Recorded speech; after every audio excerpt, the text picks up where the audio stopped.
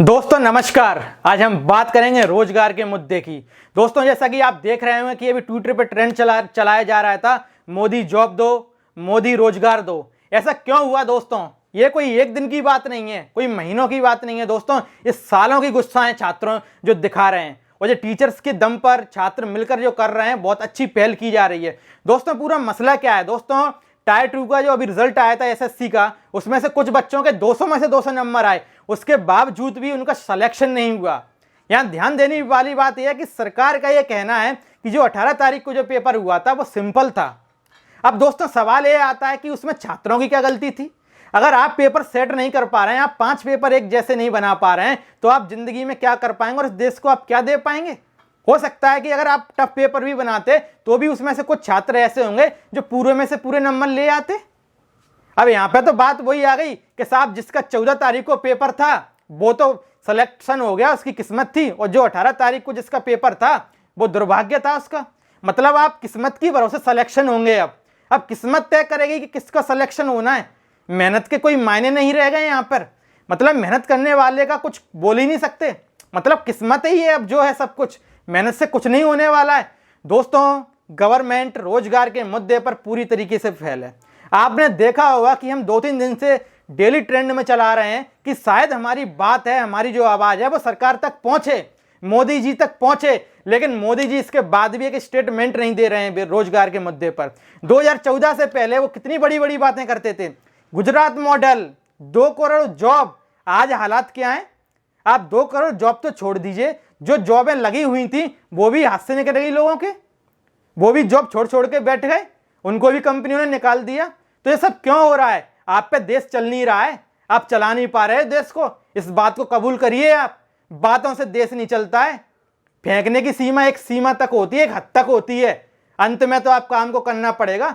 अब लोग समझ रहे हैं कि साहब आप बातें ही करते हो, और अगर आप में सच में दम है, आप काम करना चाहते तो दिखाइए। अब तो आप 8 साल हो गए आपको, कब तक आप कांग्रेस के नाम लेते रहेंगे? कांग्रेस ने जो किया उसका जनता ने सिला दे दिया, वो गए हैं वनवास पे, और दूसरी तैयारी अब आपकी लग रही है मुझे। अब आप भी जाने वाले हो, क्योंकि आप भी वही काम कर रहे हो जो पिछली सरकारें कर रही थी। वो भी रोजगार देने में नाकाम थी, आप भी नाकाम हो रहे। आप और एक कदम आगे चले गए, जो रोजगार थे वो भी हाथ में से निकल गए। समस्या क्या हो रही है दोस्तों? क्योंकि आज जो भी काम हो रहे हैं ना, तरीके से नहीं हो रहे हैं। गवर्नमेंट के फिक्स एजेंट हैं, वो उनको पूरा करना चाहती है और उन्हीं पर उनकी नजर है, और उसी को वो काम कर रहे हैं। उन्हें कोई मतलब ही नहीं है कि किसान दिल्ली की सड़कों पर बैठा है। आप आत्महत्या कीजिए, आप मर जाइए, फांसी लगाइए। स्टूडेंट का ही ये हाल है। आपको क्या लगता है कि हम ट्वीट करेंगे सरकार तक आवाज पहुंचेगी? जरूर पहुंच रही है, ये सही भी है, लेकिन सरकार से हम उम्मीद कर सकते हैं? जो 6 महीने से सड़कों पर बैठे हैं वो उनकी नहीं सुन रही है। वो तो मर भी रहे हैं, आत्महत्या भी कर रहे हैं कि सरकार सुन ले, उसके बाद भी सरकार नहीं सुनने का काम कर रही है। तो यहां से क्या समझने को मिल रहा है? रियाना ने एक ट्वीट कर दिया तो पूरा देश हिल गया, सारे सेलिब्रिटी उनके समर्थन में आ गए। कंगना रनावत बोलने लगे, अक्षय कुमार बोलने लगे, सचिन तेंदुलकर बोलने लगे, और हर कोई बोलने लगा साहब सोवरेनिटी उसमें आ गई है, खतरे में, हमारे देश की संप्रभुता खतरे में आ गई है। यहाँ पर 60 लाख लोग, 1 करोड़ लोग रोज ट्वीट कर रहे हैं, आप एक स्टेटमेंट नहीं दे पा रहे, आप समर्थन में एक चीज नहीं बोल पा रहे। क्यों नहीं बोल पा रहे? मीडिया एक स्टेटमेंट नहीं दे पा रही। मीडिया चैनल पर दिखाती भी है तो ऐसे दिखाते हैं न्यूट्रल पॉइंट पर, आप टारगेट ही नहीं कर पाते सरकार को, आप जनता को दिखाई नहीं पाते कि बेरोजगारी की हद क्या है। आप बोल रहे हो, आज मोदी जी बोलते हैं साहब आपने गलियों में रोजगार ढूंढिए, आप आत्मनिर्भर बनिए। अरे साहब आत्मनिर्भर बनिए, आपने एक देर कर दी कहने में, पहले ही बोल देते हम शायद ग्रेजुएशन नहीं करते, पोस्ट ग्रेजुएशन नहीं करते, क्योंकि वो काम तो वो अनपढ़ भी कर रहा है जिसे हम बचपन में छोड़ाए थे। आज उनको उम्मीद है साहब हम बाहर पढ़ रहे हैं, नौकरी लेके आएंगे, नाम रोशन करेंगे अपने गांव का। आज उसी गांव में जाके हम उनसे ये बोलने लगे कि आप में और हम में कोई फर्क नहीं है। वही बोलने लगेगा कि तुम्हें अगर ठेला लगाना ही था, पकौड़े बेचने थे, तो साहब तुम ऐसे ही बेचने लगते। इतने पढ़ाई लिखाई करने की क्या आवश्यकता थी? क्योंकि पकौड़े बेचने के लिए ग्रेजुएट होने की आवश्यकता नहीं है आपको। और सबसे बड़ी बात यह है कि आज जो दोस्तों किया जा रहा है ना, इसके पीछे कुछ ना कुछ वजह जरूर है। आपको उलझा के रखाया जा रहा है अन्य चीजों में, और इसके पीछे सबसे बड़ा कारण यह है कि हम भी कहीं ना कहीं उलझ रहे हैं। हमने तो सुना था साहब कि शराब एक घर को बर्बाद करती है, लेकिन इस चाय ने तो पूरे देश को बर्बाद कर दिया है। आप देख रहे होंगे देश का हर सेक्टर डूबा हुआ है, चाहे आप पढ़ाई का क्षेत्र ले लीजिए, डिफेंस सिस्टम ले लीजिए, सैनिक मर रहे हैं हमारे, और भी सेक्टर ले लीजिए, इकोनॉमी ले लीजिए, आप महंगाई देख लीजिए, हर क्षेत्र में आप आंकड़ों की बात कीजिए ना, आप कॉपी ले लीजिए, हम तो उसमें लिख के बता दें कि आप यहाँ फेल हो, और आप हमें गलत प्रूफ करके दिखा दीजिए। दोस्तों हमें लड़ना पड़ेगा।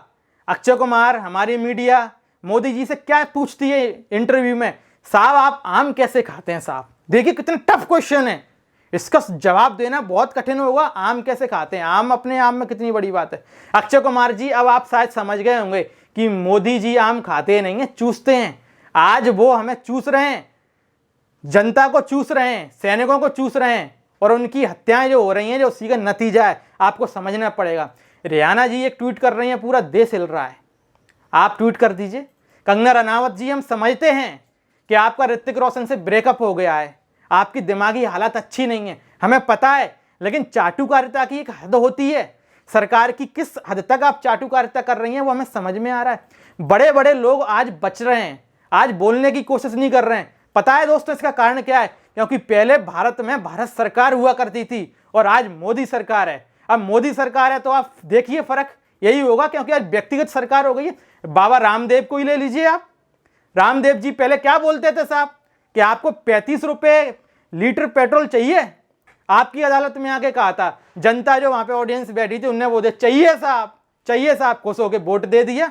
आज वही आदमी क्या बोलता है कि 100 रुपए लीटर अगर पेट्रोल मिल रही है तो इससे नेशनल इनकम बढ़ रही है और नेशन बिल्ड हो रहा है, राष्ट्र को जरूरत है। अरे साहब कौन से राष्ट्र का निर्माण कर रहे हैं आप, हमें मारकर, किसानों को मारकर? ये राष्ट्र हमसे बना था और हमसे ही आगे बनेगा। इस राष्ट्र में अगर हम खुश नहीं है, किसान खुश नहीं है, तो कौन से राष्ट्र की बात कर रहे हैं आप? ये राष्ट्र हमसे शुरू होता है और हम पर ही जाके खत्म होता है। अभिनव सर ने दोस्तों ये मुहिम चालू की है, बहुत जबरदस्त चालू की है, आपको समझना पड़ेगा। और एक चीज और भी है दोस्तों, इसको थोड़ा मजाक के तौर पर लीजिए चाहे हकीकत के तौर पर लीजिए, आपको जाना पड़ेगा। देखिए कि अभी मोदी स्टेडियम बनाया उन्होंने मोटेरा में, इनने अपना नाम रख दिया, उसमें एक मूर्ति और रख दीजिए, उसमें पूजा करने लगते हैं आपके लोग। आप हमें क्या देना चाह रहे हो ये बता दीजिए। क्रिकेट में तो बहुत पैसा है, वहां पे जयशाह जी को आपने बिठा दिया है, वही बैठेंगे मोटेरा स्टेडियम में। युवाओं को क्या मिलने वाला है, आप तो ये बात कीजिए। आप मन की बात करते हो, आप रोजगार की बात नहीं करते, उसमें आप स्टूडेंट की बात नहीं करते, देश की सीमाओं की बात नहीं करते। क्यों नहीं करते भाई साहब? अगला प्रधानमंत्री हमारा शादीशुदा होना चाहिए, जिससे वो अपनी मन की बात अपनी बीवी से किया करे, और देश की बात, बेरोजगारी की बात जनता से करे, युवाओं से करे, हमसे करे। हम समझ रहे हैं ये प्रॉब्लम कहां से जनरेट हो रही है, इसलिए आदमी हर चीज को टारगेट करता है। आप बंगाल की प्रॉब्लम देख लेते हैं, दीदी गलत कर रही हैं वहां पे। अरे आपको दिल्ली की समस्या समाधान नहीं हो पा रही, आप बंगाल की बात करते हो। दिल्ली में 100 किसान मर गए, आपको उनकी चिंताएं नहीं है, आपको बंगाल की चिंता हो रही है। जहां पे हिंदी समझ नहीं पाते लोग, जो हिंदी समझते हैं, शुद्ध हिंदी समझते हैं, आप उनको ही समझा लो, आप हमें ही समझा लो, कोई नतीजा नहीं निकल रहा है। लेकिन दोस्तों एक बात है, हमें इस मुहिम को आगे बढ़ाना है। अभिनव सर की देख रेख में जो भी कुछ हो रहा है बहुत अच्छा हो रहा है, और सर के हम साथ हैं। और मुझे पता है कि सर पे कितना प्रेशर है कहीं ना कहीं, क्योंकि दोस्तों ये बहुत बड़ी बात होती है कि आज का जो सिनेरियो दोस्तों, आज का जो दौर है ना, सरकार के खिलाफ कोई खड़ा होना नहीं चाहता। और ऐसे दौर में एक टीचर के खड़ा होना, वो भी सोशल मीडिया पर बिल्कुल पब्लिकली आना और सीधे नाम लेकर टारगेट करना, बहुत बड़ी बात होती है। उसके बाद तो देखो दोस्तों कई टीचर आए, कई लोगों ने सपोर्ट किया, लेकिन जो पहले शुरुआत की ना, उसके लिए मैं सच बता रहा हूं, जो अभिनव सर हैं उसके लिए हम जिंदगी भर नहीं रहेंगे। बहुत हिम्मत चाहिए दोस्तों, बहुत हिम्मत चाहिए इसके लिए, और स्टूडेंट इसके लिए उनके साथ हैं। अब स्टूडेंट की हम पर्सनली बात कर लेते हैं कि इसके लिए हम सिर्फ सरकार जिम्मेदार है, क्या हमने भी कहीं गलती तो नहीं करती? क्या ये 1 साल का परिणाम है? नहीं दोस्तों, ये परिणाम लंबा है, वर्षों का है। हम भी जातिवाद में उलझे रहे, धर्म के नाम पर लड़ते रहे, और नतीजा वही हुआ, जाति के नाम पर लड़ते रहे। हमें भी टाइम नहीं मिला कि ये हो क्या रहा है हमारे साथ। और जब आज हमें पता चला कि हमारे हाथ में भी कुछ नहीं है, लॉलीपॉप पकड़ा दी गई है, हम बेरोजगार बैठे हैं, तो आज हमें दर्द हो रहा है। वही बात हो रही है जो 1857 में हुआ था। कोई झांसी के लिए लड़ रहा था, कोई कानपुर के लिए लड़ रहा है, कोई पटना के लिए लड़ रहा है। नतीजा क्या हुआ? वो क्रांति हमारी असफल हुई, वो क्रांति दबा दी गई। और आज भी वही हो रहा है। किसान जब सड़कों पर बैठे थे तो स्टूडेंट के कुछ ख्याल नहीं आया, कोई स्टेटमेंट नहीं आया, स्टूडेंट की तरफ से कोई वो नहीं दिया गया, प्रोपेगेंडा, कोई कैंपेन नहीं चलाया गया।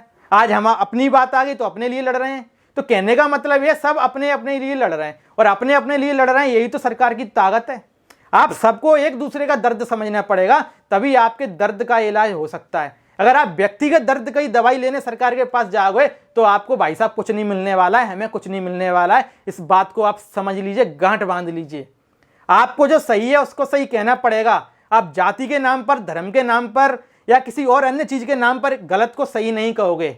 अगर किसी के साथ गलत हो रहा है, अगर आप जानते हो कि वो गलत है और आप फिर भी उसका साथ नहीं दे रहे हो इसलिए कि हमें क्या करना यार, वो तो ये आप देखिए किसानों को उनने खालिस्तानी बोल दिया, कोई और बोलता है तो वो देशद्रोही, और वो समय भी दूर नहीं है दोस्तों, ये छात्रों को भी देशद्रोही बोलेंगे। आप देख रहे हैं नतीजा, मुसलमानों को उन्होंने देशद्रोही करार दे दिया, हमको भी देंगे। प्रॉब्लम तो यही है कि हम भी कहीं ना कहीं ऐसी मानसिकता से दोस्तों ग्रस्त हो गए हैं, हम इनकी बातों में आ गए हैं। इसमें हमारा दोष नहीं है, लेकिन कहीं ना कहीं हम इनकी बातों में आकर भटक गए, हम डाइवर्ट हो गए अपने मिशन से। आज हमारी आंखें खुल रही हैं और हम अब समझ चुके हैं कि हमें आपस में यूनिटी बना के रखनी है और अपने लिए लड़ना है, अपने हक के लिए लड़ना है। ये सबसे जरूरी बात है यार। क्या किया जाए यार, 200 नंबर पे सिलेक्शन नहीं हो रहा है यार, गर्लफ्रेंड नहीं बनाई, फिल्म नहीं देख रहे जाके, सिर्फ इसलिए कि यार नौकरी मिल जाए, अपने घर के कुछ काम आ सकें। जो गरीबी का जो वो टैग लगा है हमारे माथे पर, उसको हम दूर कर दें, जो पीढ़ियों से चली आ रही है।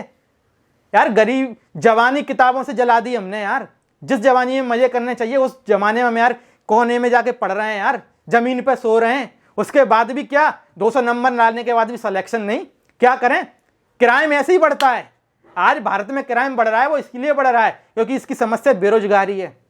क्या करेगा आदमी, गले काटेगा, चैन झपटी मारेगा, कहीं कुछ करेगा, कहीं कुछ करेगा। मैं ये नहीं कहता कि हर जो क्रिमिनल है वो इसी की वजह से आता है, कुछ लोग शौक से आते हैं, कुछ लोगों की मानसिकता होती है, लेकिन अधिकतर जो लोग आते हैं ना, उसका कारण यही होती है। लूट क्यों बढ़ गई है दोस्तों, इसी चक्कर में बढ़ गई है क्योंकि पैसा नहीं है। अब खाने के लिए आदमी कुछ तो करेगा। आप बेरोजगारी की समस्या का समाधान कर दीजिए, आप देखना कि जो और चीजें हैं, जो क्राइम है, वो अपने आप सही हो जाएगा।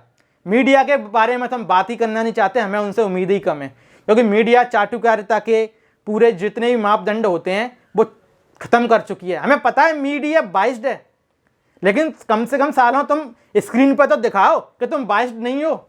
ऐसा तो एंकरिंग करो, क्लियर दिख रहा है। मतलब जो मीडिया के एंकर हैं वो प्रवक्ता लगते हैं सरकार के, कोई उनके सामने बहस करे वही जवाब दे देंगे सरकार की तरफ से। आपको मोदी से दिक्कत क्या है? अरे साहब, ये कोई सवाल है कि मोदी से क्या दिक्कत है? आप क्यों पूछ रहे हो ये सवाल? आप तो दोनों साइड की खबर बता दीजिए कि इसने ये कहा, उसने क्या कहा, फिर जनता डिसाइड कर लेगी क्या सही है क्या गलत है। हमें दिख रहा है आपका पक्षपात, लेकिन आप ये याद रखना, इन मीडिया चैनल्स हों, बड़े बड़े सेलिब्रिटी हों, इनको बनाने वाले लोग हम ही हैं, ये जनता है। और आज वो अगर इस जनता को नहीं प्रोत्साहन देंगे, इनकी बात को प्लेटफॉर्म पर नहीं रखेंगे, तो इनको इनका सिला मिलेगा। आप मीडिया के चैनल्स पे देखते होंगे संबित पात्रा को कितने कॉन्फिडेंस के साथ बहस करता है दोस्तों। मैं तो कहां से लाता है इनका कॉन्फिडेंस? ऐसे बोलता है कि दुनिया में इससे बड़ा सच्चा आदमी नहीं है। और यार किस मुंह से बात करता है, इतनी गुस्सा आती है उस व्यक्ति पे, निराधार झूठ बोलता है। सफेद कपड़ों में पहन के सफेद झूठ कैसे बोला जाता है वो संबित पात्रा से सीखिए। और ये संबित पात्रा क्यों बोलता है? ऊपर से आदेश है दोस्तों, वो अपने आप नहीं बोलता है, क्योंकि ऊपर से ये पूरा चला रहा है रिकॉर्ड, ट्रैक रिकॉर्ड। उनका काम ही है झूठ फैलाओ, और झूठ को इतनी जोरदार तरीके से फैलाओ कि झूठ भी एक दिन सच लगने लगे। लेकिन दोस्तों वो कहा जाता है ना कि आप झूठ को कितना भी फैलाइए, एक दिन सच उस पर भारी पड़ ही जाएगा, सच सामने आ ही जाएगा। आपको ये समझना पड़ेगा। अंत में एक बार फिर से हमारी सरकार से अपील है कि आप कुछ ना कुछ कीजिए, आप इसका समाधान, स्थायी समाधान, परमानेंट सॉल्यूशन लेकर आइए। जनता के बारे में सोचिए, बेरोजगारी के मुद्दे पर बात कीजिए, सॉल्यूशन हम मिलकर निकालेंगे। और हमें यूनिटी में रहकर, मेरी सभी छात्रों से अपील है, यूनिटी में रहना है, हमें काम करना है सभी के साथ, क्योंकि जब हम यूनिटी में रहेंगे तभी हम अपनी बात को मनवा सकते हैं, तभी हमारा कुछ काम अच्छे हो सकता है। अन्यथा ये मानकर चलिए कि जो और मूवमेंट फेल हो गए उसी तरीके से हम भी चिल्ला चौंट करके रह जाएंगे। इससे अच्छा है कि यूनिटी में हमें लड़ना है, तभी हमारा कुछ हो सकता है। अभिनव सर ने भी यही अपील की है कि यूनिटी में करके कैसे भी सोशल मीडिया पर हमें अपने तरीके से, हिंसा बिल्कुल भी नहीं करना है, अहिंसक तरीके से अपनी बात को, सरकार के कैसे हम अपनी बात रख सकते हैं, सरकार से अपनी बात को कैसे मनवा सकते हैं, इस पर हमें फोकस करना है। अब हमने ट्विटर पर ट्रेंड भी चला लिया, इनके वीडियो को डिसलाइक भी कर रहे हैं, इससे भी नतीजा नहीं निकलता है तो आगे की प्लानिंग हमारी जो होगी फिर उसके अकॉर्डिंग हम जो भी अपना काम करेंगे। लेकिन हम रुकेंगे नहीं, इस बार हमने ठान के रहा है रखे आए कि अब हम कुछ ना कुछ लेके रहेंगे, हमारी जो मांगे हैं, हम जो चाहते हैं छात्रों से बात की जाए, उस पर हमें बात करवा के रहेंगे। हमारी ये कोशिश है और सरकार हारेगी दोस्तों, मानेगी हमारी बात को, उनको झुकना पड़ेगा, इतिहास गवाह है दोस्तों, बस हमें हिम्मत रखनी है। अरे ये तो बहुत छोटे लोग हैं, इतिहास देखो उठा के यार, बड़े बड़े लोगों के घमंड चूर होगा। ये क्या चीज़ है, ये 5-10 साल आएंगे और चले जाएंगे, पता भी नहीं पड़ेगा कब मिट गए ये लोग। ये भी इनको क्या है, घमंड हो गया है दोस्तों। और ये घमंड जनरेट हमने ही किया है। अगर हमने जनरेट किया है, हम मानते हैं हम इसके दोषी हैं, तो हम अपने आप से वादा भी करते हैं कि अब इनका घमंड भी हम ही तोड़ेंगे इस बार। इनका घमंड, इनको जो ऊपर पहुंचाया है ना, हम इनको मुंह के उठा के पटकेंगे, नीचे गिरेंगे सीधे। और जब ये नीचे गिरेंगे ना, तो ये देखेंगे ना, तो सामने इनके हम खड़े होंगे। इनको जब एहसास होगा कि हमने गलतियां की हैं। तो दोस्तों, अभिनव सर ने जो मूवमेंट चलाया है, उसके साथ में हमें मुहिम चलाते रहना है, उनके साथ हैं। अगर अभिनव सर के साथ कुछ होता है तो हम समझ जाएंगे, क्योंकि दोस्तों आपको पता है कि ये गवर्नमेंट, मुझे पक्का यकीन है कि आगे चलकर उनको किसी न किसी केस में फंसाने वाली है। अगर अभिनव सर के साथ कुछ भी होता है तो पूरा स्टूडेंट वर्ग उनके साथ है, हम उनके समर्थन में। और सर ने भी जो काम किया है, बिल्कुल बहुत हिम्मत वाली बात है, इसको हमें अप्रिशिएट करना चाहिए। और इस मूवमेंट को अगर थोड़ा कमजोर कर देंगे ना दोस्तों, साथ नहीं देंगे, तो अभिनव सर का कॉन्फिडेंस भी डाउन हो जाएगा। क्योंकि अभिनव सर का कॉन्फिडेंस हम ही हैं, छात्र हैं। जब तक छात्र सर के साथ है ना, कोई किसी का बाल बाका भी नहीं कर सकता। तो ये आपको याद रखना है। तो मिलते हैं अगले वीडियो में। Thank you so much.